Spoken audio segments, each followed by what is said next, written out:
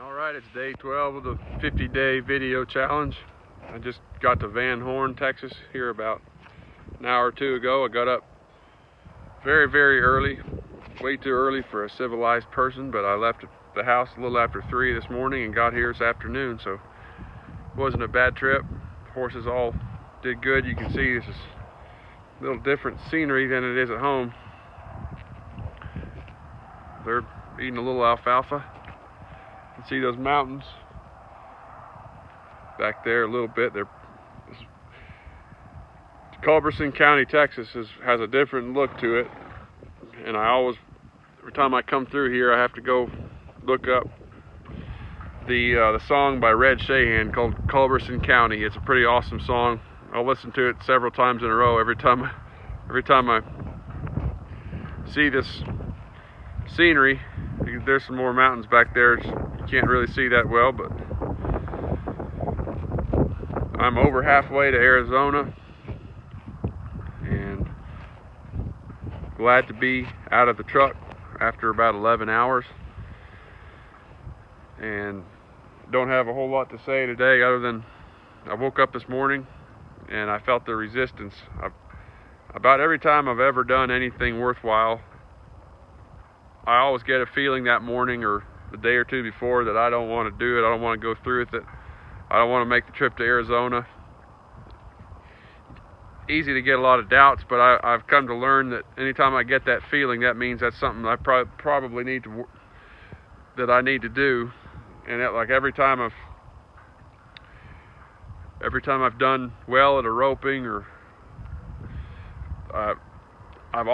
almost every time I've had a reason why that morning or that afternoon why I don't need to go. There's some reason where my horse isn't working right, or I'm having trouble practicing that day, or the day before didn't feel my tip real well, or whatever it is. I always get that feeling of resistance where I want to say I don't feel good and pack it up and don't even go. And we were at a music festival in Oklahoma a couple months ago, and it's called the Born and Raised Music Festival. There was a bunch of really good acts there that I've seen a bunch of times but had to go. Robert Earl Keen and Stoney LaRue. I got to see Cody Jinks for the first time, that was a pretty good show. I got to see ZZ Top minus I think it was Dusty Hill that passed away. I don't want to get that wrong, but my apologies to ZZ Top if I got the wrong band member.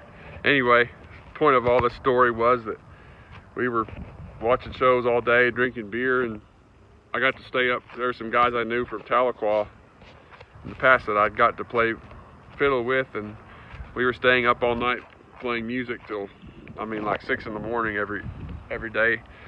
And there was a guy that had a big camp that was where the party was, and we were going over there the one night, and one guy wouldn't make it, so I was going to have to fill in pretty heavy and play guitar and sing some. And boy, I just about chickened out and got nervous.